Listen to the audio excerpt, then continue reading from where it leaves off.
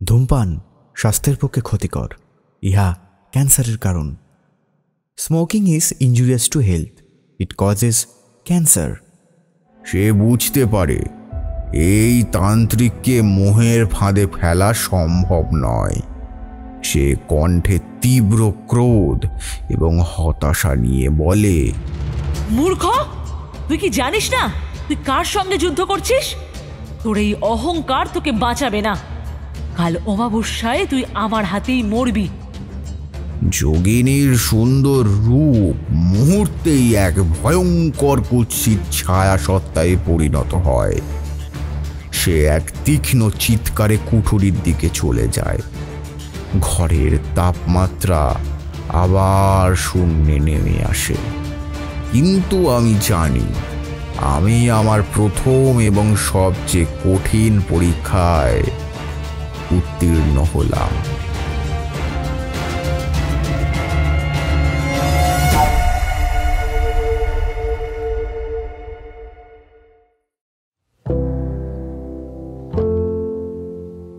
রাতের বৈঠকখানার সমস্ত শ্রোতা বন্ধুদের জানাই অনেক অনেক ধন্যবাদ, কারণ রাতের বৈঠকখানা এখন থেকে 10,000 সদস্যের পরিবার। এতটা ভালোবাসা দেওয়ার জন্য আপনাদের সকলের কাছে আমরা অত্যন্ত কৃতজ্ঞ। যারা অলরেডি রাতের বৈঠকখানাকে সাবস্ক্রাইব করে রেখেছেন তাদের আবারও একবার ধন্যবাদ, আর যারা আজকে প্রথম শুনছেন তাদের বলছি প্লিজ সাবস্ক্রাইব করে নিন রাতের বৈঠকখানা। কলকাতার একটি পুরনো বাড়ির নিস্তব্ধ রাতে তারানাথ যখন অতীতের এক গোপন অধ্যায় উন্মোচন করছিলেন, তখন বিভূতির মনে হচ্ছিল সে যেন ইতিহাসের এক নিষিদ্ধ পৃষ্ঠায় প্রবেশ করছে। অপর্ণার দেওয়া রক্তমুখী কবচ ছিল কেবলই ক্রোধ আর ধ্বংসের আহ্বান, কিন্তু তারানাথের কাছে তন্ত্র কেবল ক্ষমতা অর্জনের পথ নয়, তা বন্ধন থেকে মুক্তির পথ। অতীতের সেই রাতে তারানাথ ধ্বংসের বদলে বেছে নিয়েছিলেন মুক্তি। তিনি শুধু নিজের মুক্তি পাননি, এক পথভ্রষ্ট আত্মারও কারণ হয়েছিলেন, আর সেই সিদ্ধির ফলেই তিনি লাভ করেছিলেন এক নতুন রহস্যময় কবচ।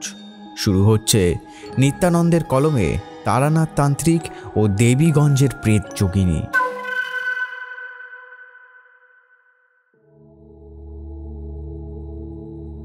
তখন সবে হেমন্তের শেষ। কলকাতায় শীতের আঁচ লাগতে শুরু করেছে। আকাশ মেঘে ঢাকা, যেন শহরের ওপর একখানা ভারী চাদর টেনে দেওয়া হয়েছে। ঘড়িতে রাত 8টা ছুঁই। মটলেনের সেই পুরনো বাড়ির একতলার ঘর। বাইরে থেকে দেখলে মনে হবে এ এক সাধারণ জ্যোতিষীর বসার ঘর, কিন্তু ভেতরের পরিবেশ ছিল অন্যরকম। দেওয়ালে কালীঘাটের পুরনো পট, ধুলো জমা তন্ত্রশাস্ত্রের বই স্তূপাকৃতি আকারে রয়েছে, আর কাঠের আলমারিতে ঝোলানো পঞ্জিকার হলদেটে পাতা। সব কিছু মিলে এক রহস্যময় আবহ। পাসিং শো এবং চায়ের তীব্র গন্ধে ঘরটি তখন ভারী। তারানাথ তার চিরাচরিত ভঙ্গিতে সিগারেট টানছিলেন। তার চোখ দুটি ধোঁয়ার ফাঁক দিয়ে যেন বহু দূর অদেখা কোনো জগৎ দেখছে এক মনে। আমি আর কিশোরী ভেতরে ঢুকলাম। কিশোরী বলল, যাক, বাঁচা গেল, আপনি ঘরে আছেন। মাঝে মধ্যে এইটুকু আড্ডা না হলে জীবনটা তো একদম ফাঁকা লাগে। তারানাথ কিশোরীর দিকে চোখ না তুলেই বলল, বসো বসো, জীবন কখনো ফাঁকা হয় না কিশোরী। জীবনের প্রতিটি কোণে আলো আর অন্ধকারের কারবার। তুমি যদি চোখ খোলা রাখো তবে দেখবে ফাঁকা বলে কিছু নেই, শুধু না জানা বলে একটা স্তর আছে। আমি মেঝেতে বসে পড়লাম। তারপরে বললাম, আচ্ছা, আজকের আড্ডা তবে কি তারানাথ? গত সপ্তাহে তো এক ব্রহ্মরাক্ষসের গল্প বলে মনটা ভারী করে দিয়েছিলেন। আজ কি কোনো নতুন রহস্যের উদ্ঘাটন হবে নাকি? তারানাথ সিগারেটের একটা দীর্ঘ ধোঁয়া ছেড়ে বলল,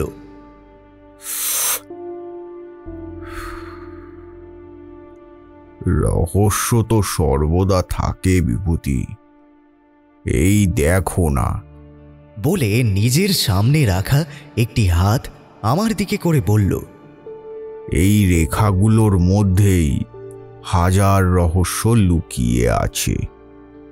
জ্যোতিষ হলো মানুষের বর্তমানের ভুল আর ভবিষ্যতের আশঙ্কা নিয়ে কারবার, আর তন্ত্র হলো এক ভিন্ন জগতের পথ, যেখানে আলো আর অন্ধকার পাশাপাশি হাঁটে। কিশোরী অস্থির হয়ে বলল, আপনি আসল কথা এড়িয়ে যাচ্ছেন। তারানাথ একটা কাগজ বের করলেন তোষকের তলা থেকে। কাগজ না, চিঠি, একটি পুরনো চিঠি। সে এক মনে দেখছে। আমি বললাম, কি দেখছেন? কোনো জরুরি চিঠি মনে হচ্ছে। তারানাথ এবার সোজা হয়ে বসলেন। তার চোখে সেই চিরাচরিত চেনা গভীরতা। এটা আমার পুরনো এক বন্ধু নমিতাংশুর চিঠি। আমরা এক সময় উত্তরবঙ্গে এক সাধকের কাছে গিয়েছিলাম। এখন সে সেখানকার এক প্রত্যন্ত অঞ্চলে থাকে। নাম তার দেবীগঞ্জ। নমিতাংশু তার পিসির এক পুরনো বাড়ি নিয়ে মহা বিপদে পড়েছে। পিসির মৃত্যু হয়েছে প্রায় 50 বছর আগে। মৃত্যুটা স্বাভাবিক ছিল না। অনেকেই বলে তিনি নাকি তন্ত্র সাধনা করতেন এবং ভুল মন্ত্রের জন্য তার উপর কোনো এক ভয়ঙ্কর শক্তি ভর করেছিল।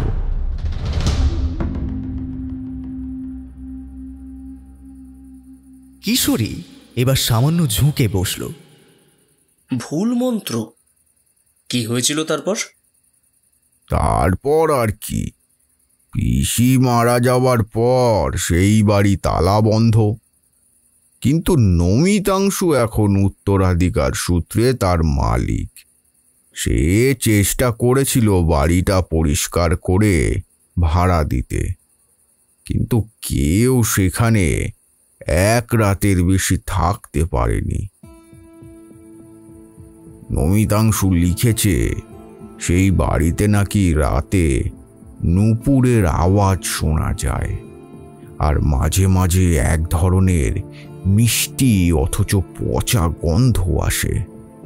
তবে তার থেকেও মারাত্মক হলো বাড়ির একটা গোপন কুঠুরিতে নাকি প্রায় গভীর রাতে এক নীল আলো জ্বলতে দেখা যায়, যা দেখে তার কাজের লোক অজ্ঞান হয়ে গিয়েছিল।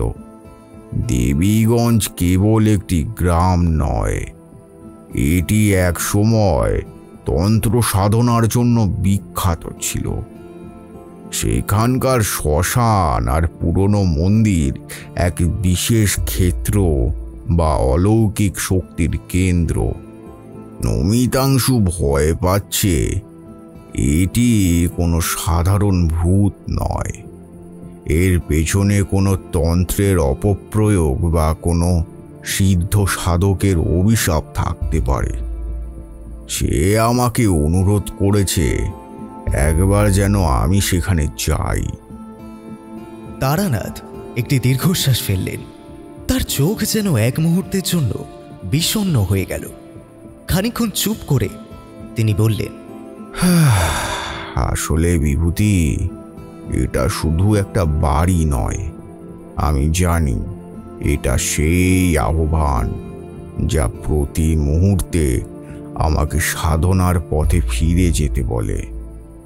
এই ঘর, আমার স্ত্রী, কন্যা, তাদের ফেলে আবার সেই অনিশ্চিত পথে হাঁটা। এটা তো আপনার জন্য নতুন শক্তি অর্জনের সুযোগ। এই সুযোগ ছাড়বেন কেন? তারানাথ কিশোরীর দিকে তাকিয়ে বললেন, ভয় নয় কিশোরী, ভয় হলো না জানা বস্তুর প্রতি মানুষের স্বাভাবিক প্রতিক্রিয়া। কিন্তু আমি ভাবছি সেই অশুভ শক্তির বাঁধন নিয়ে, যা বহু পুরনো। আমি অনুমান করতে পারছি এই রহস্যের মূলে আছে এক প্রেত যোগিনী।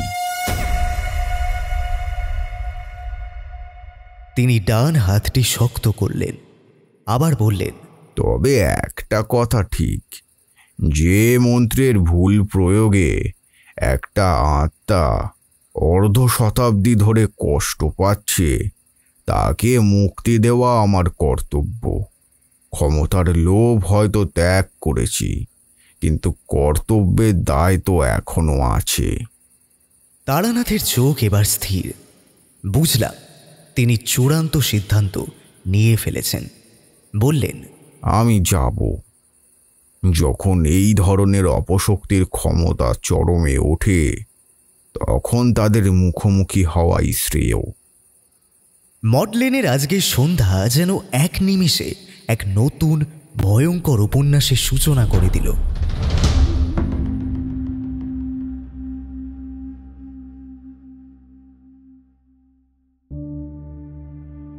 এরপর কেটে গেছে প্রায় মাসখানেক।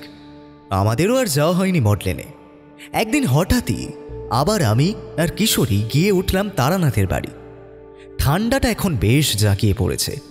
গরম গরম তেলে ভাজার প্যাকেটটা রেখে তারানাথকে বললাম, কি কেমন কাটলো? সব বিপদ মিটল? তারানাথ খানিক আমাদের দিকে চেয়ে ইশারায় বসতে বলল। তারপর শুরু করল সেই গল্প।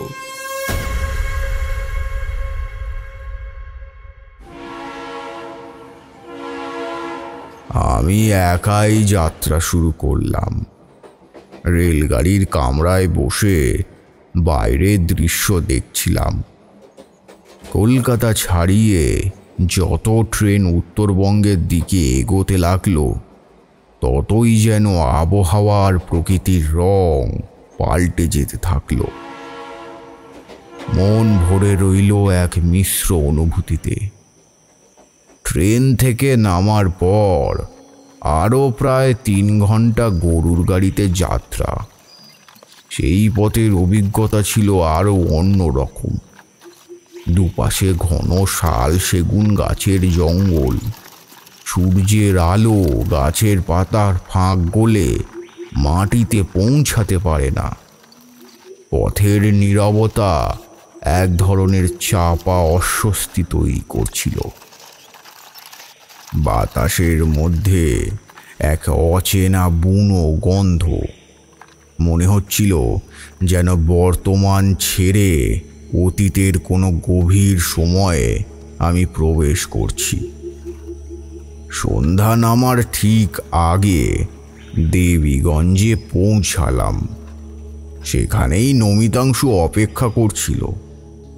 নমিতাংশুকে দেখে বুঝলাম আমার এই বন্ধুটি কেবল ভয় পায়নি, সে মানসিকভাবেও বিধ্বস্ত। সে আমাকে দেখে এগিয়ে এসে বলল, তারানাথ, বাঁচালি। আমি জানতাম তুই আসবি। তুই ছাড়া আর কে এই বিপদ থেকে উদ্ধার করতে পারে বল? ধৈর্য ধরো নমিতাংশু। আগে বলো, কি এমন ঘটেছে যে তোমার মতন শক্ত মনের মানুষও এত ভয় পাচ্ছে? নমিতাংশুর সাথে হাঁটতে হাঁটতে ঘটনার বর্ণনা শুনতে শুনতে আমরা এগোতে থাকলাম। বাড়িটার ভেতর দিনের বেলাতেও যেন জমাট অন্ধকার থাকে। পিসি মারা যাওয়ার পর থেকে বাড়িটা তালাবন্ধই ছিল, কিন্তু কয়েক মাস আগে যখন তালা খুলি তখন থেকেই সমস্যা শুরু। রাতে ঘুমোতে পারতাম না। মনে হতো বাড়ির ছাদে কেউ নুপুর পরে নাচছে। আবার মাঝে মাঝে তীব্র ধুনোর গন্ধও আসতো। তারপর একদিন নমিতাংশুর গলা কেঁপে উঠল। বাড়ির সেই গোপন কুঠুরিটা যেটা পিসি ব্যবহার করতেন সাধনার জন্য, সেখানে নাকি রাতে একটা নীল আলো জ্বলত। আমার এক কাজের লোক সেটা দেখে অজ্ঞান হয়ে গিয়েছিল। মন দিয়ে সব শুনলাম। বুঝলাম নমিতাংশুর পিসির সাধনাস্থলটি এখন কোনো অশুভ শক্তির বাঁধন হিসাবে কাজ করছে। বাড়িটি বিশাল, দোতলা দালান, কিন্তু অর্ধভগ্ন প্রায়। চারপাশে লতানো গাছের ঝোপ। বাড়ির মূল ফটকে লোহার কপাট জং ধরে প্রায় লাল হয়ে গেছে। দিনের আলো সামান্য যা অবশিষ্ট ছিল তা এই বাড়ির সামনে এসে যেন মরে গেল। দরজার সামনে দাঁড়িয়ে আমি নমিতাংশুকে বললাম, এই জায়গার বাতাস ভারী, বুঝলে? কোনো এক গভীর শক্তি এই জায়গাটাকে আঁকড়ে ধরে আছে। প্রধান দরজার পুরনো তালা ভেঙে যখন ভেতরে প্রবেশ করলাম তখন এক অস্বাভাবিক শীতলতা এসে গ্রাস করলো আমাদের। সেই শীতলতা বাইরের প্রকৃতির শীত নয়, এ যেন মৃত্যুপুরীর ঠান্ডা। এই শীতলতা কোনো সাধারণ কিছু নয়, এটা তন্ত্রের বাঁধন ভাঙার শক্তি। আমি বললাম, মন দিয়ে শোনো নমিতাংশু, এই বাড়িটা কেবল পুরনো নয়, এটা কোনো এক অশুভ শক্তির দ্বারা সজীব, আর সেটাকে বশ করা হয়েছে। নাকে এলো সেই ভয়ঙ্কর গন্ধ যা নমিতাংশু উল্লেখ করেছিল, মিষ্টি অথচ পচা গন্ধ। এই গন্ধ নমিতাংশু রক্ত আর জবা ফুলের মতো। এটা কোনো ডাকিনী বা যোগিনীর উপস্থিতি জানান দেয়। তুমি এক কাজ করো, তুমি বাইরে অপেক্ষা করো, আমি ভেতরের ক্ষেত্রটা একবার দেখে আসি। এই বলে আমি একাই বাড়ির ভেতরে প্রবেশ করলাম। আমার বিশেষ দৃষ্টি দিয়ে দেওয়াল আর মেঝের দিকে লক্ষ্য রাখছিলাম। সিঁড়ি ভেঙে দোতলার দিকে যেতেই এক ধরনের চাপা আওয়াজ কানে এলো। একটি ঝাপসা ছবি, একটি পুরনো আলমারি এবং একটি প্রায় ভেঙে পড়া জানলার পাশে এক গোপন দরজার সন্ধান পেলাম। দরজাটি ছিল আলমারির আড়ালে। দরজা ঠেলে ভেতরে ঢুকতেই সেই শীতলতা যেন বরফের মতন জমাট বাঁধল। এটি ছিল নির্মলা দেবীর, মানে নমিতাংশুর পিসির সাধনার ঘর। ঘরের ভেতর আলো পৌঁছায় না। এক কোণে মাটির ওপর তৈরি পঞ্চমুণ্ডির আসন পড়ে আছে, যা দেখেই নমিতাংশু ভয় পেয়েছিল। চারপাশে ছড়িয়ে আছে অর্ধভস্মীভূত তন্ত্রের পুঁথি। আমি পঞ্চমুণ্ডির আসনের কাছে গেলাম। সেখানেই পড়েছিল সেই জিনিসটি, যা আমার চোখে এক তীব্র কৌতূহল ও ভয় জাগিয়ে তুলল। এ কি? এ তো রক্তমুখী কবচ। নিজের মনেই আমি বলে উঠলাম। অত্যন্ত সাবধানে কবচটি হাতে নিলাম। ত্রিকোণাকার তামার একটি কবচ, যার উপর প্রাচীন অশুভ মন্ত্র খোদাই করা। কবচটি ধরতেই আমার শরীরে এক শীতল স্রোত বইল, যেন সেই কবচের মধ্যে এক হিংস্র কোনো সত্তা বন্দী আছে। মনে মনে ঠিক করলাম কি করা উচিত। দ্রুত পঞ্চমুণ্ডির আসনে বসে নিজের রক্ষা কবচ মন্ত্র জপ করা শুরু করলাম, যাতে এই স্থানের শক্তি অনুভব করতে পারি এবং যে আছে তার সাথে সরাসরি সংযোগ করা যায়। কুঠুরির মধ্যে তখন তাপমাত্রা শূন্যের কাছাকাছি নেমে এসেছে এমনটা আমার মনে হতে লাগলো। হঠাৎ করেই ঘরের মধ্যে রাখা শুকনো পাতাগুলি আপনা আপনি কাঁপতে শুরু করলো। আমার কান ভেদ করে প্রবেশ করলো এক চাপা অথচ করুণ কান্নার আওয়াজ, যা মুহূর্তেই এক তীব্র ঠান্ডা অথচ মিষ্টি হাসিতে পরিণত হলো। ঘরের কোণে এক গাঢ় কালো ছায়া ঘন হতে শুরু করেছে এতক্ষণে। সেই ছায়া ধীরে ধীরে এক নারী অবয়বে রূপান্তরিত হতে শুরু করলো। তার মুখ অস্পষ্ট, কিন্তু তার চোখ দুটো যেন রাতের অন্ধকারেও তীব্রভাবে জ্বলছিল। আমি কিন্তু সাধনায় অবিচল। বুঝতে পেরেছিলাম এই হচ্ছে যোগিনী। এইবার সে সরাসরি আমার সামনে এলো। অত্যন্ত শীতল ও আকর্ষণীয় কণ্ঠে সে আমাকে বলল, এসেছো তারানাথ? অনেক অপেক্ষা করেছি আমি একজন সিদ্ধতান্ত্রিকের জন্য। আমি বললাম, কে তুমি? কেন তুমি এই বাঁধন তৈরি করেছ? তুমি কি মুক্তি চাও না? একটা ঠান্ডা হাসি হেসে সে বলল, মুক্তি? মুক্তি আমি তোমার থেকেই নেব তারানাথ। তোমার মতো শক্তিমান পুরুষের জীবন শক্তি পেলে আমি হব পৃথিবীর সবচেয়ে ক্ষমতাবান। এসো, আমার কাছে এসো। যোগিনী আমার সাধনায় বাধা দেওয়ার জন্য কুঠুরির ভেতরে এক ধরনের তীব্র মানসিক চাপ সৃষ্টি করল। বুঝলাম এই পথ সহজ নয়। এই যোগিনী কেবল মুক্তি চায় না, সে চায় ক্ষমতা। আর সেই জন্য সে আমার সাধনাকে ব্যবহার করতে প্রস্তুত। এক মুহূর্তেই মনে হলো আমার জীবন বিপন্ন। যোগিনীর প্রলোভন ও মানসিক চাপ চরমে পৌঁছানোর পরও আমি নিজের মন্ত্রের শক্তিতে স্থির থাকলাম। রাত তখন প্রায় শেষ হতে চলেছে। আমি রক্ষা কবচ মন্ত্রের শেষ ধাপটি জপ করার সঙ্গে সঙ্গে কুঠুরির অস্বাভাবিক শীতলতা এবং তীব্র হাসি ধীরে ধীরে ম্লান হতে শুরু করল। যোগিনী সরাসরি আক্রমণ না করে কেবল আমার মানসিক শক্তি পরীক্ষা করে ফিরে গেল। ততক্ষণে কপাল বেয়ে নেমে আসছে আমার ঘাম, শরীরে তীব্র ক্লান্তি। মনে মনে বললাম, এ সামান্য আত্মা নয়, এর শক্তি প্রবল।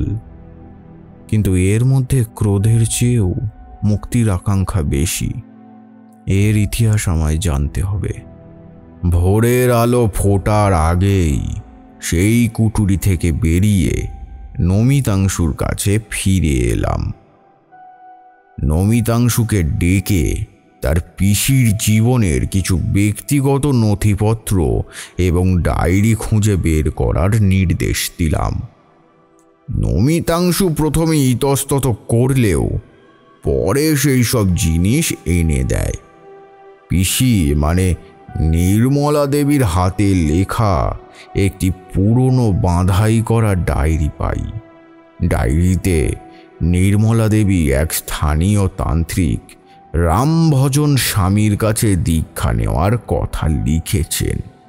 নির্মলা দেবী আসলে ক্ষমতা, ঐশ্বর্য এবং অমরত্ব এই তিনের লোভে তন্ত্রের পথে গিয়েছিলেন।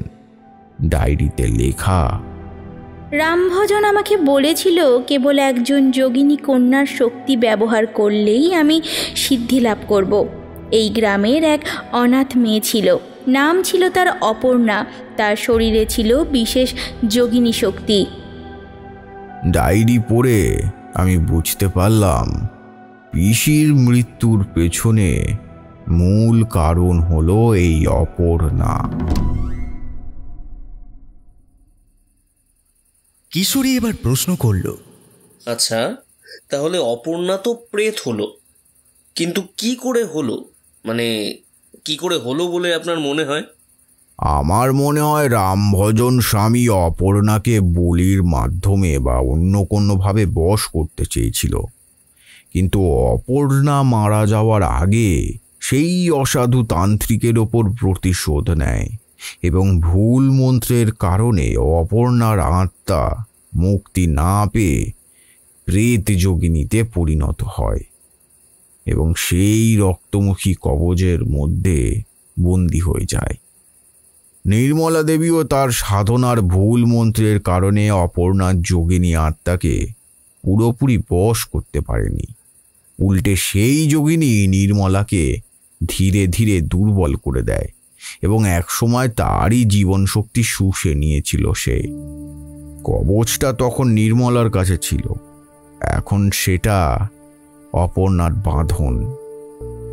তারানাথ কিছুটা উদাস হয়ে যায়। সে নিজের মনেই জানালার দিকে তাকিয়ে বলতে থাকে, অপর্ণার আত্মা এখন প্রতিশোধ চায়, কিন্তু তার আত্মা এতটাই দূষিত যে সে নিজেই মুক্তির পথ জানে না। সে মনে করে কবচটিকে যদি আরও শক্তিশালী করা যায় তবে সে রামভজনের মতোই অন্যদের উপর ক্ষমতার প্রয়োগ করতে পারবে। এরপর কিশোরীর দিকে তাকিয়ে বলে, বুঝলে কিশোরী, অপর্ণার কাছে দুটি বিকল্প আছে। এক, নিজের মুক্তি যা সে জানে না, আর দুই, অন্য একজন শক্তিশালী তান্ত্রিকের জীবন শক্তি শোষণ করে সেই ক্ষমতা অর্জন করা, যা দিয়ে সে তার অভিশাপদাতা রামভজনের ওপর প্রতিশোধ নিতে পারবে। আর এই কারণেই সে আমাকে প্রলোভন দেখাচ্ছে। সে চায় আমি আমার সম্পূর্ণ শক্তি দিয়ে কবচটাকে জাগিয়ে তুলি, আর সুযোগ বুঝে সেও আমাকে গ্রাস করে তার শক্তি পূর্ণ করবে। মাতু পাগলি একবার আমাকে বলেছিলেন, তন্ত্রের পথে হাঁটা মানে কেবল ক্ষমতা নয়, বন্ধন ভাঙার জ্ঞান অর্জন করা। আমি কিন্তু বুঝে গেছি, অপর্ণার মুক্তিই আমার সাধনা। আমি মধুসুন্দরী দেবীর ধ্যানে বসলাম। দেবী আমাকে কিছু উপায় বাতলে দিলেন এবং এও বললেন, এটি প্রয়োগ করা অত্যন্ত কঠিন এবং মারাত্মক ঝুঁকিপূর্ণ। আমি ঠিক করলাম অমাবস্যার দিনই আমি ক্রিয়া করব।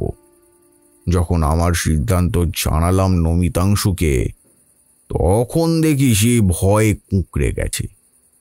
দুপুরের কড়া রোদও তার আতঙ্ক কমাতে পারল না। সে বলল, তারানাথ, তুই কি পাগল হয়ে গেলি? অমাবস্যার রাতে তুই বলছিস ওই যোগিনীর মুখোমুখি হবি? জীবন নিয়ে ফিরতে পারবি তো?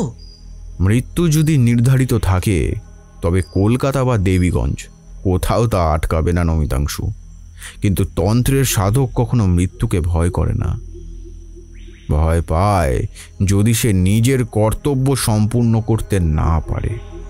আর তাছাড়া বলে একটু থেমে মিটিমিটি হেসে নমিতাংশুর দিকে তাকালাম। বললাম, মাতু পাগলি আমাকে শিখিয়েছিলেন শত্রুর শক্তি পরীক্ষা না করে যুদ্ধে নামা মূর্খতা। আমাকে জানতে হবে এই যোগিনীর বাঁধন কতটা গভীর, আর তার জন্য প্রয়োজন সেই ক্ষেত্র যেখানে এই অভিশাপের জন্ম। ক্ষেত্র মানে ওই শ্মশান? ওদিকে কেউ যায় না তারানাথ। দিনের বেলাতেও শ্মশানের আশেপাশে একটাও মানুষ থাকে না। বুনো জানোয়ার আর অন্য কিছু ঘুরে বেড়ায়। ওগুলোই তো আমার সঙ্গী নমিতাংশু। তুমি শুধু আমাকে শ্মশানের পথটা দেখিয়ে দেবে, আর আজকের রাতটা বাড়ির কাছে আসবে না।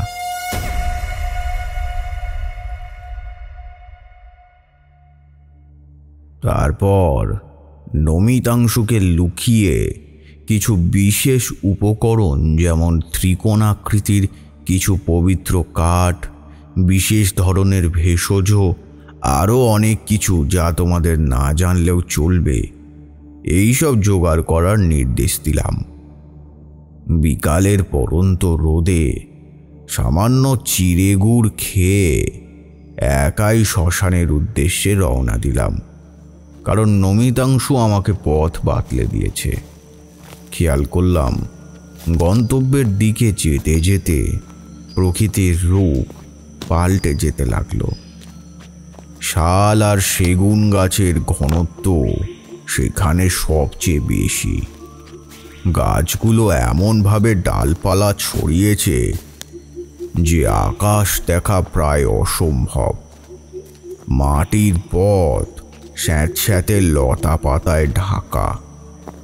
পরিবেশ শান্ত হলেও তার মধ্যে চাপা উত্তেজনা।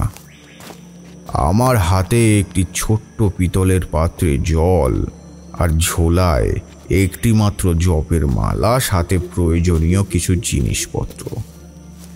শ্মশানে পৌঁছাতেই আমি এক তীব্র প্রাণের শূন্যতা অনুভব করলাম। চারিদিকে নীরবতা। শ্মশানে কয়েকটি অর্ধদগ্ধ চিতার কাঠ আর চারিদিকে ছাইয়ের স্তূপ। আমি একটা চিতার ছাইয়ের কাছে বসে যোগিনীর শক্তির উৎস বুঝতে ধ্যান শুরু করলাম। ধ্যানের গভীর স্তরে পৌঁছানোর পর বুঝলাম এই শ্মশানটি কোনো সাধারণ স্থান নয়। এখানে একজন ব্রহ্মদৈত্য পাহারা দেয়, যে মূলত ওই তান্ত্রিক রামভজনেরই সৃষ্টি বা রামভজনের কোনো ব্যর্থ সাধনার ফল। তারানাথ থামল। পাসিং শোয়ের প্যাকেট থেকে একটা সিগারেট নিয়ে সেটাকে ধরিয়ে এক রাশ ঘন ধোঁয়া ছেড়ে বললেন, সেই প্রথম আমার মনে একটু একটু সংশয় দেখা দিল। তারানাথ আবার বলা শুরু করল, হঠাৎই আমার সামনে বাতাসের মধ্যে এক তীব্র কম্পন শুরু হলো। শুকনো কাঠ আর ছাইয়ের স্তূপগুলো যেন জীবন্ত হয়ে উঠল। অত্যন্ত ভারী ও কর্কশ স্বরে যেন মাটি ফুঁড়ে উঠে কেউ বলল, কে তুই? আমার ক্ষেত্রে প্রবেশ করেছিস কেন? এখান থেকে চলে যা, নয়তো তোর সাধনা শক্তি আমি গ্রাস করব। আমি সাধক, আমি কেবল মুক্তি দিতে এসেছি, শক্তি চুরি করতে নয়। তুমি এই স্থানের প্রহরী, আমার পথের বাধা নও। মিথ্যে কথা। তান্ত্রিকরা কেবল ক্ষমতা খোঁজে, তুই সেই ক্ষমতার লোভেই এসেছিস। অপর্ণার শক্তিকে ব্যবহার করবি আমি জানি। এই শ্মশানের নিয়ম আমি তোকে মানতে বাধ্য করব। ব্রহ্মদৈত্য তখন প্রচণ্ড বেগে আমার দিকে ধেয়ে আসছে। এটাই আমার মানসিক ক্ষমতার উপর আঘাত হানছিল। আমি বুঝতে পারলাম এই শক্তিকে পরাজিত করা সম্ভব নয়, কেবল তাকে শান্ত করা যেতে পারে। আমি দ্রুত মন্ত্র জপ করে জল ছিটিয়ে বললাম, ওম ওম শান্তি, ওম শান্তি, ওম শান্তি শান্তি শান্তি শান্তি। শান্ত হও ব্রহ্মসত্য, শান্ত হও, শান্ত হও ব্রহ্মসত্য, শান্ত হও। আমি রাম ভজনের শিষ্য নই, আমি একজন মুক্তিদাতা। এই স্থানের ওপর তোমার কর্তৃত্ব আমি স্বীকার করছি। আমার উদ্দেশ্য সৎ, তুমি আমাকে পথ দেখাও, আমি তোমারও মুক্তির পথের ব্যবস্থা করব। আমার দৃঢ়তা ও সত্যতা উপলব্ধি করতে পেরে ব্রহ্মদৈত্য ধীরে ধীরে শান্ত হয়।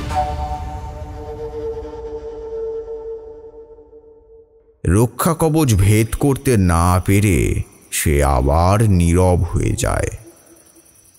ব্রহ্মদৈত্য শান্ত হওয়ার পর আমি আমার উদ্দেশ্য স্পষ্ট করতে সক্ষম হই।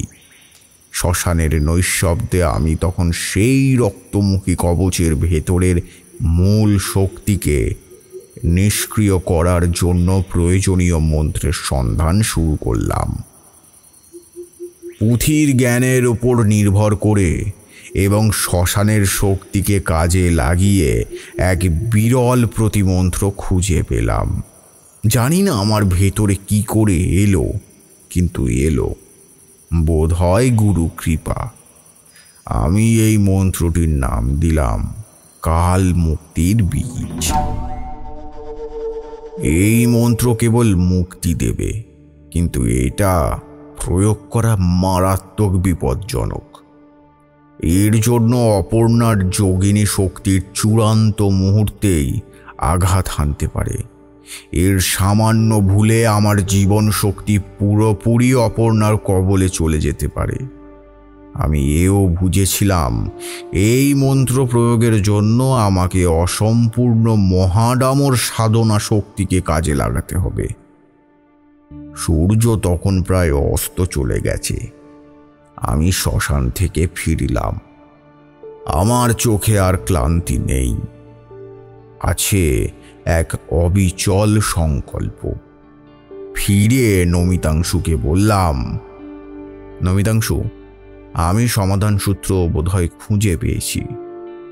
অমাবস্যার রাতে আমাকে সেই গোপন কুঠুরিতে 3 প্রহর সাধনা করতে হবে। তুমি ওই সময় বাড়ির আশেপাশে আসবে না। ভয়ে কাঁপতে কাঁপতে সে বলল, কিন্তু তারানাথ, তুই একা? আচ্ছা, আমি কি কিছু সাহায্য করতে পারি? তোমার সাহায্য লাগবেই। যা যা জোগাড় করতে বলেছি তার সাথে কিছু রক্তচন্দনের গুঁড়ো এবং বিশুদ্ধ গঙ্গাজল নিয়ে আসবে। মনে রাখবে, এই সাধনায় কোনো ভুল হওয়া চলবে না। পরের দিন অর্থাৎ অমাবস্যার আগের দিন রাতে আমার মনে চরম অস্থিরতা বিরাজ করছিল। নমিতাংশু নির্দেশিত সমস্ত উপকরণ জোগাড় করে দিয়ে গেছে, কিন্তু আমি জানি আসল পরীক্ষা এখনো বাকি। সেই রাতে আমি আর গোপন কুঠুরিতে যাইনি। বাইরের ঘরেই নিজের আসন পেতে জপ করছিলাম। বাইরের বাতাস শান্ত, কিন্তু আমার মনের ভেতর ঝড় বইছিল। ঘরের কোণে অদেখা জগৎ থেকে আসা এক চাপা ফিসফিসানি যেন বারবার আমার মনোযোগ ছিন্ন করার চেষ্টা করে চলেছে। এই ফিসফিসানি ভয় নয়, বরং তীব্র আকর্ষণ আর প্রলোভনের সুর। রাত তখন প্রায় 2টো। আমি ইষ্টমন্ত্র জপ করছি এক মনে। সেই সময় ঘরের মধ্যে তীব্র ফুলের গন্ধ ছড়িয়ে পড়ল। এক মিষ্টি গন্ধের সঙ্গে আবার মিশে গেল সেই পচা মিষ্টি গন্ধ। বুঝতে পারলাম যোগিনী এসেছে।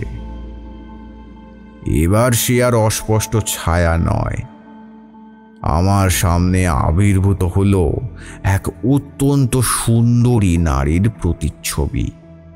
তার পরনে লাল বেনারসি, সর্বাঙ্গে সোনার গয়না, মাথায় সুগন্ধি ফুল, কিন্তু তার চোখ দুটোতে কোনো জীবন নেই। সেখানে শুধু এক গভীর শীতল বিষাদ। অত্যন্ত মিষ্টি ও করুণ কণ্ঠে সে বলল, ঠাকুরমশাই, এত কষ্ট করছেন কেন? আপনি কি আমার দুঃখ বোঝেন না?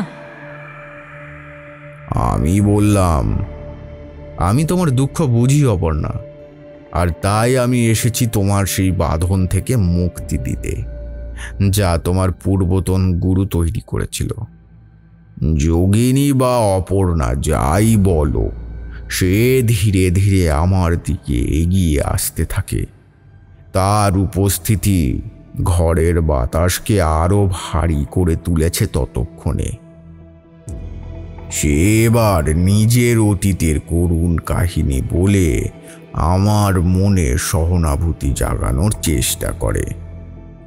আপনি আমাকে মুক্তি দিতে চান, কিন্তু আমি তো মুক্তি চাই না। আমি চাই সেই ক্ষমতা, যে আমাকে প্রতারিত করেছিল তাকে শাস্তি দিতে। আপনি আমাকে সেই ক্ষমতা দিন। আপনার সাধনা এত বড়, আপনি চাইলে এক মুহূর্তে আমাকে সেই শক্তি দিতে পারেন। সে এবার সরাসরি আমার সামনে ঝুঁকে আসে। আপনি আপনার সাধনা পূর্ণ করতে পারেননি তারানাথ।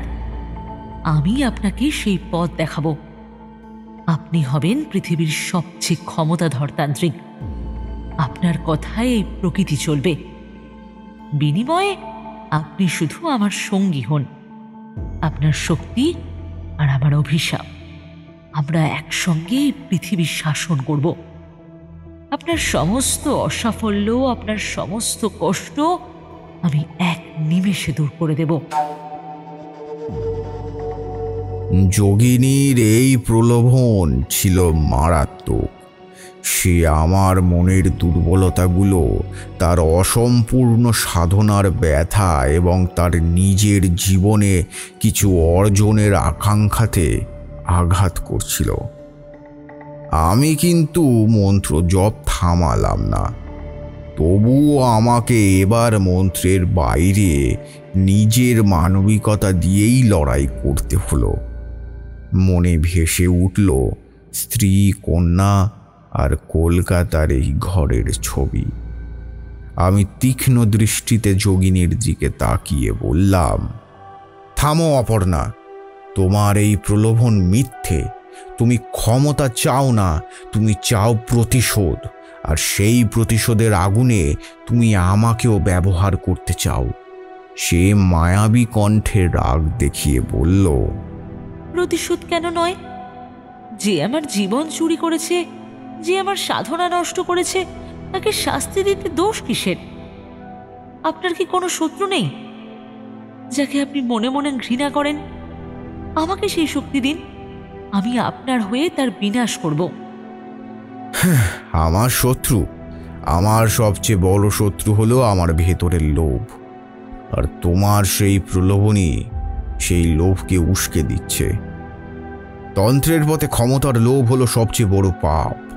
এই পথে ক্ষমতা চিরস্থায়ী নয় অপর্ণা। তুমি সেই ক্ষমতা নিয়ে সুখী থাকতে পারবে না। আমি তোমার মুক্তিদাতা, আমি তোমার সঙ্গী হতে পারি না।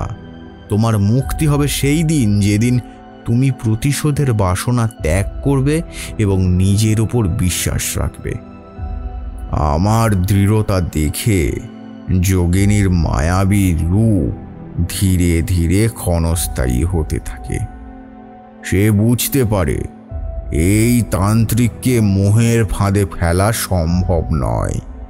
সে কণ্ঠে তীব্র ক্রোধ এবং হতাশা নিয়ে বলে, মূর্খ, তুই কি জানিস না তুই কার সঙ্গে যুদ্ধ করছিস? তোর এই অহংকার তোকে বাঁচাবে না। কাল অমাবস্যায় তুই আমার হাতেই মরবি। যোগিনীর সুন্দর রূপ মুহূর্তেই এক ভয়ঙ্কর কুৎসিত ছায়া সত্তায় পরিণত হয়। সে এক তীক্ষ্ণ চিৎকারে কুঠুরির দিকে চলে যায়। ঘরের তাপমাত্রা আবার শূন্যে নেমে আসে। কিন্তু আমি জানি আমি আমার প্রথম এবং সবচেয়ে কঠিন পরীক্ষায় উত্তীর্ণ হলাম।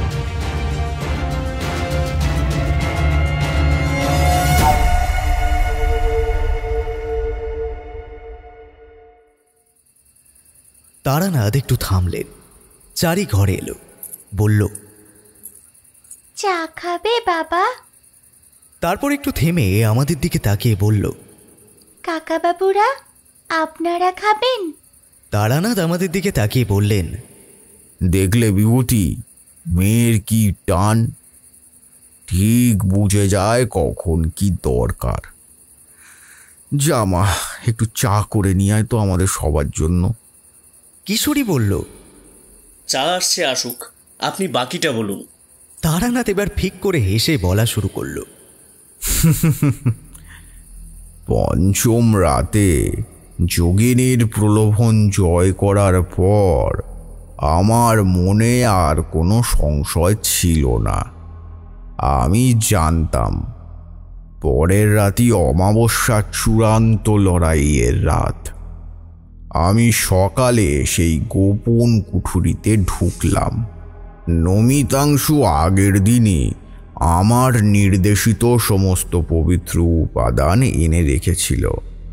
রক্তচন্দনের গুঁড়ো, বিশুদ্ধ গঙ্গা জল এবং শ্মশানের বাইরের 3টি পবিত্র গাছের কাঠ, এইসব তো বললাম তোমাদের আগেই। ঘরের মাঝখানে থাকা পঞ্চমুণ্ডির আসনটি আমি সরিয়ে ভেঙে দিলাম। তার বদলে সেই 3টি পবিত্র কাঠ দিয়ে মাটিতে একটি বিশেষ ত্রিকোণাকার মণ্ডল তৈরি করলাম, যা তন্ত্রমতে সবচেয়ে শক্তিশালী বন্ধনগুলোর মধ্যে অন্যতম। মাঝখানে স্থাপন করলাম রক্তমুখী কবচটিকে। এই কবচ হল অপর্ণার বাঁধন। এই ত্রিকোণাকার মণ্ডল সেই বাঁধনকে ধরে রাখবে, যাতে মুক্তির মন্ত্র প্রয়োগ করার সময় অপর্ণার ক্রোধ আমার উপর সরাসরি আঘাত হানতে না পারে। এরপর গঙ্গাজল ছিটিয়ে রক্তচন্দন দিয়ে মন্ত্রের বিশেষ চিহ্নগুলি আঁকলাম। দুপুরের দিকে নমিতাংশু এসে এই ভয়ঙ্কর প্রস্তুতি দেখে আরও আতঙ্কিত হয়ে গেল। সে বলল, তারানাথ, এসব কি করছিস? মনে হচ্ছে যেন কোনো মহা বিপদ ডেকে আনছিস। ত্রিকোণাকার মণ্ডল, এটা তো ভয়ঙ্কর কিছু। ভয়ঙ্করই তো। যার সঙ্গে লড়তে চলেছি সে সামান্য কেউ নয়। তন্ত্রের জগতে কোনো কিছুরই অর্ধেকটা করা যায় না, হয় মুক্তি নয় বন্ধন। এই ত্রিকোণ বন্ধনই আমার শেষ রক্ষা। আমি কি তাহলে রাতে একবার দূরে দাঁড়িয়ে পাহারা দেব, যদি কোনো বিপদ হয়? না না, কোনোভাবেই না। আজ রাতে তুমি বাড়ির কাছেও আসবে না। আমার সাধনা যখন শুরু হবে তখন এই বাড়ির চারপাশের বায়ুমণ্ডল ভয়ঙ্কর হয়ে উঠবে। তোমার মতন সাধারণ মানুষের কাছে সেটা মৃত্যু সমানও হতে পারে। তুমি শুধু আমার ওপর আস্থা রাখো। নমিতাংশু নিরুপায় হয়ে বাড়ি ছেড়ে চলে গেল। রাত তখন প্রায় 11টা। বাইরে অমাবস্যার ঘোর অন্ধকার। আকাশে মেঘ আর গাছপালার ঘনত্বের কারণে একটি তারা বা চাঁদের কোনো আভাসও নেই। জঙ্গল এবং বাড়ি সব কিছু যেন এক ভয়ঙ্কর নীরবতায় ডুবে আছে। বাতাসের মধ্যে এক অস্বাভাবিক শীতলতা, যা গায়ে কাঁটা দেয়। ঠিক 12টা বাজতেই আমি সেই গোপন কুঠুরিতে নিজের আসনে বসলাম। শুরু করলাম মহাডামর সাধনার প্রস্তুতি, যার শক্তিকে আমি কাল মুক্তির বীজ মন্ত্র প্রয়োগের জন্য ব্যবহার করব। প্রথমেই আমার দেহকে অভিশাপ থেকে রক্ষার জন্য প্রাথমিক জপগুলো সারলাম। এরপর ধীরে ধীরে মন্ত্রের মূল অংশে প্রবেশ করলাম। আমার কণ্ঠস্বর প্রথমে নিচু ছিল, কিন্তু ধীরে ধীরে তা কুঠুরির পাথরের দেওয়ালে প্রতিধ্বনিত হতে লাগলো, যেন কোনো প্রাচীন শক্তির জাগরণ ঘটছে। আমার সাধনার তীব্রতা বাড়তেই অপর্ণার আত্মা তার চূড়ান্ত প্রতিরোধ শুরু করল। ঘরের মধ্যে রাখা জিনিসপত্র যা এতদিন স্থির ছিল তা প্রচণ্ড বেগে কাঁপতে শুরু করলো। বাইরে থেকে আসা বাতাস হঠাৎ করে এক ভয়ঙ্কর ঝড়ে পরিণত হলো। অত্যন্ত তীব্র ও যন্ত্রণাদায়ক চিৎকারে অপর্ণা বলল, না, থামো! তুমি আমার বাঁধন ভাঙতে পারবে না। আমি তোমাকে এর মূল্য দিতে বাধ্য করব। তোমার সাধনার শক্তি আমি সব শুষে নেব। অপর্ণার আত্মা তখন কুঠুরির চারিপাশ ঘিরে এক ধরনের কালো ধোঁয়ার মতন জমাট বাঁধতে শুরু করেছে। এই ধোঁয়া আমার সাধনার আলো গ্রাস করতে চাইছিল। আমার কপাল বেয়ে দরদর করে ঘাম ঝরতে শুরু করলো। আমার শরীরের শিরা উপশিরা যেন টান টান হয়ে উঠল।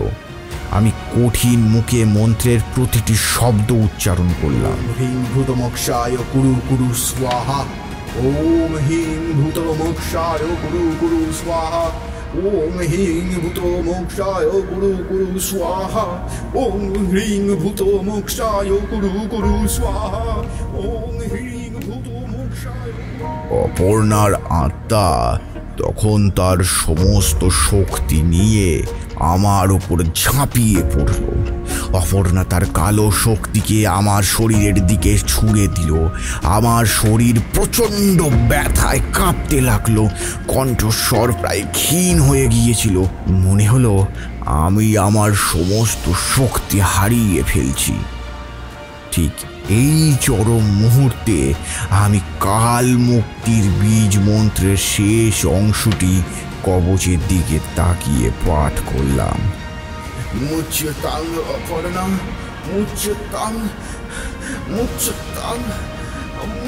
এই চিৎকার যেন কেবল শব্দ ছিল না, এটা ছিল শত শত বছরের পুরনো এক বাঁধনকে ছিন্ন করার শক্তি।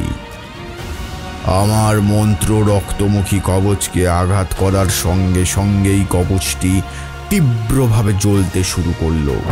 কালো ধোঁয়া আর অপর্ণা সেই ভয়ঙ্কর ছায়া সত্তা মুহূর্তের মধ্যে এক তীব্র ঝলমলে সাদা আলোয় রূপান্তরিত হলো। অপর্ণার সেই ভয়ঙ্কর রূপ ততক্ষণে ধীরে ধীরে শান্ত বিষাদগ্রস্ত নারীর অবয়বে পরিণত হলো। তার চোখে ক্রোধের বদলে ছিল এক গভীর শান্তি। তীব্র আলোর ঝলকানিতে কুঠুরির চারপাশের অন্ধকার ছিন্ন ভিন্ন হয়ে গেল। এই আলোয় আমার ক্লান্ত মুখ, ঘর্মাক্ত শরীর সব কিছুই স্পষ্ট দেখা গেল।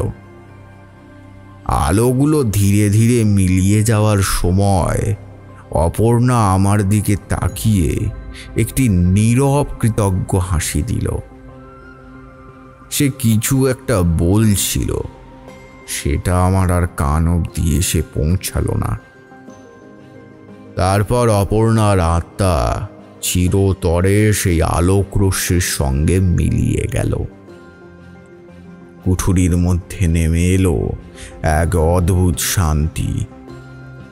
আমার শরীর প্রায় অসাড়। আমি আসন থেকে মাটিতে লুটিয়ে পড়লাম। আমি জয়ী, কিন্তু সম্পূর্ণ শক্তিহীন। গোপন কুঠুরিতে তখনও ধুনোর মৃদু গন্ধ ভাসছে। আমার হাতে জপের মালা তখনও শক্ত করে ধরা। আমি এতই দুর্বল যে নড়তে পারছি না। গুরু কৃপা কিনা জানি না, হঠাৎ মনে হলো দেহে বল ফিরে পেলাম। চোখ খুললাম, দৃষ্টি পড়ল রক্তমুখী কবচের দিকে, যেটি ত্রিকোণ মণ্ডলের মাঝে রাখা ছিল। কবচটি আর তীব্রভাবে জ্বলছে না, কিন্তু তার রং পাল্টে গেছে। তামার উপরের অশুভ কালো দাগগুলো মুছে গিয়ে সেটি এখন এক ধরনের শুভ্র ও শান্ত আলো বিকিরণ করছে। অত্যন্ত কষ্টে হাত বাড়িয়ে কবচটি তুলে নিলাম। কবচটির নিচে তখন আরেকটি জিনিস দেখা গেল, আর আমি বুঝলাম এটি একটি অতি প্রাচীন পাথরের তৈরি ভৈরব কবচ। মুখ থেকে বেরিয়ে গেল, এ কি, এ তো সেই ভৈরব কবচ। অপর্ণা, সে আমাকে এটা দিয়েছে। ভোর হতেই নমিতাংশু ভয়ে ভয়ে ফিরে এলো। বাড়ির নীরবতা দেখে তার মনে স্বস্তি এলো। আমাকে ওই অবস্থায় দেখে সে দ্রুত সেবা শুশ্রূষার ব্যবস্থা করল। তারানাথ, তুই আমাদের বাঁচালি। এই অভিশাপ দূর না হলে এই গ্রামে আর কেউ থাকতে পারতো না। অভিশাপ নয় নমিতাংশু, এইটা ছিল আত্মার বাঁধন। তুমি শুধু একটা কাজ করো, এই বাড়িটা ভেঙে ফেলো না। শুধু ওই কুঠুরিটা বন্ধ রেখে বাইরে একটা কালী মন্দির তৈরি করে দিও। পুজো করলে এই স্থানটা আবার পবিত্র হয়ে উঠবে। দুদিনের বিশ্রামের পর আমি কলকাতা ফেরার জন্য প্রস্তুত হলাম। ফিরতি যাত্রা ছিল নীরব এবং ক্লান্তিতে ভরা। প্রথমে গরুর গাড়ি, তারপর ট্রেন। দীর্ঘ পথে আমি প্রায় সারাক্ষণই চোখ বন্ধ করেই ছিলাম। আমার শরীর এতটাই দুর্বল ছিল যে সামান্য নড়াচড়াতেও কষ্ট হচ্ছিল। তন্ত্র সাধনা যে কেবল মানসিক নয়, শারীরিক শক্তিরও ক্ষয় করে। কলকাতায় পৌঁছানোর কয়েকদিন পর আমি নমিতাংশুর কাছ থেকে এই একটি চিঠি পেলাম। চিঠিতে নমিতাংশু দেবীগঞ্জের বাড়ির বর্তমান অবস্থা বর্ণনা করে লিখেছিল, তারানাথ, তুমি চলে যাওয়ার পর থেকে বাড়িতে এক অলৌকিক শান্তি নেমে এসেছে। সেই ঠান্ডা ভাব আর মিষ্টি পচা গন্ধ সব উধাও। মনে হচ্ছে যেন বহুকালের জমে থাকা শ্বাসরুদ্ধতা কেটে গেছে। আমি তোমার কথা মতো সেই গোপন কুঠুরিটা বন্ধ রেখেছি। কালী পুজোর দিনে আমি বাড়ির সামনে একটা ছোট্ট কালী মন্দির প্রতিষ্ঠা করেছি। তোমার আশীর্বাদে এলাকার মানুষও এখন ভয় ছেড়ে স্বস্তির নিঃশ্বাস ফেলছে। সেই বাড়িটা আর অভিশপ্ত নয়, যেন একটা তীর্থস্থানে পরিণত হয়েছে। চিঠিটা পড়ে তারানাথের মুখে এক তৃপ্তির হাসি ফুটে উঠল। আমাদের দিকে তাকিয়ে তিনি বললেন, দেখলে বিভূতি, তন্ত্রের আসল উদ্দেশ্য এটাই, ধ্বংস নয়, শুদ্ধিকরণ। আমি তাকে মুক্তি দিয়েছি, আর সে বিনিময়ে এই স্থানটিকে অভিশাপ মুক্ত করেছে। এই হলো প্রকৃতির নিয়ম। কিশোরী ফস করে বলে উঠল, দেবীগঞ্জের গল্পটা শেষ করুন। আর আপনি শেষ পর্যন্ত সেই যোগিনীকে কি করলেন? আর ওই নতুন যে কবচটা, সেটা কি কাজে লাগবে? তারানাথ খানিক বিরক্ত হয়ে বলল, আরে বাবা, এত অধৈর্য কেন? বসো বসো, বলছি। তারানাথ এবার শুরু থেকে সেই রাতের চূড়ান্ত লড়াই, অপর্ণার মুক্তি এবং ভৈরব কবচ পাওয়ার সমস্ত ঘটনা বিস্তারিতভাবে বর্ণনা করলেন। আসলে অপর্ণা আমাকে যে রক্তমুখী কবচ দিয়ে প্রলোভন দেখিয়েছিল, সেটা ছিল তার ক্রোধের প্রতীক। সে চেয়েছিল আমি সেই ক্রোধকে আরও বড় শক্তিতে পরিণত করি, কিন্তু আমি তার ক্রোধকে নয়, তার মুক্তির বাসনাকে কাজে লাগিয়েছি। তার মানে আপনি তাকে ধ্বংস করেননি, আপনি তাকে মুক্তি দিয়েছেন? ঠিক তাই বিভূতি, তন্ত্রের আসল পথ এটাই। কেবল ক্ষমতা অর্জন নয়, বরং বন্ধন থেকে মুক্তি দেওয়া। নিজের মুক্তি এবং যে পথভ্রষ্ট হয়েছে তার মুক্তি।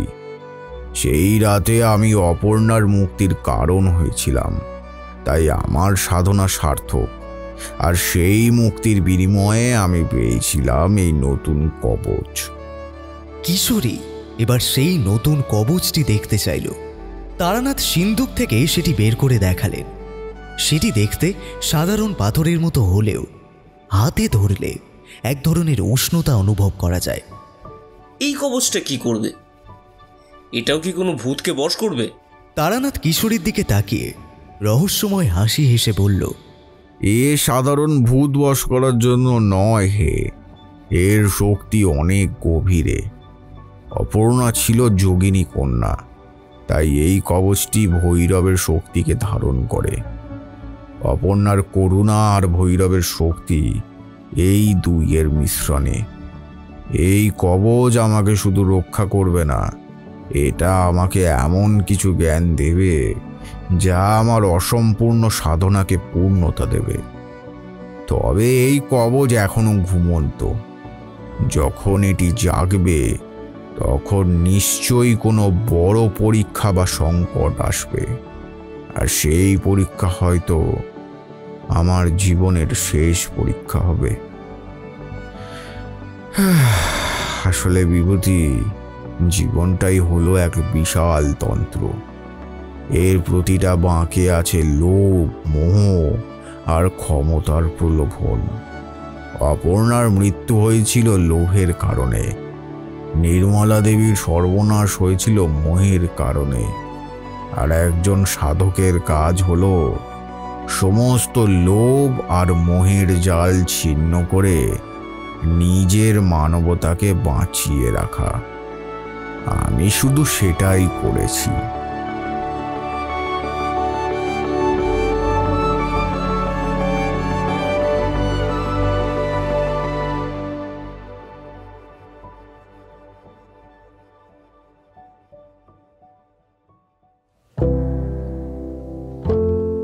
শুনছিলেন নিত্যানন্দের কলমে তারানাথ তান্ত্রিক ও দেবীগঞ্জের প্রেত যোগিনী।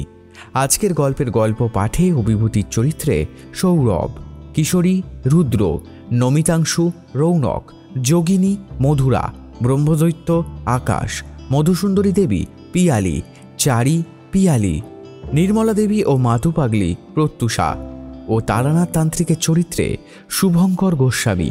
গল্পের নাট্যরূপ দান করেছেন পাপিয়া। শব্দগ্রহণ, ধ্বনি পরিকল্পনা ও আবহ ইঙ্কব্লেজ ক্রিয়েশন। প্রচার অলঙ্করণ Shubhankar. Recording studio Radha Gobinda records. সমগ্র পরিকল্পনা ও পরিচালনায় নিত্যানন্দ চক্রবর্তী। এখন থেকে প্রত্যেক শনিবার ও বুধবার রাতের বৈঠকখানায় আসবে নতুন নতুন সব গল্প। সেসব গল্প যদি আপনি শুনতে চান তাহলে এখনই সাবস্ক্রাইব করুন আমাদের চ্যানেলটি।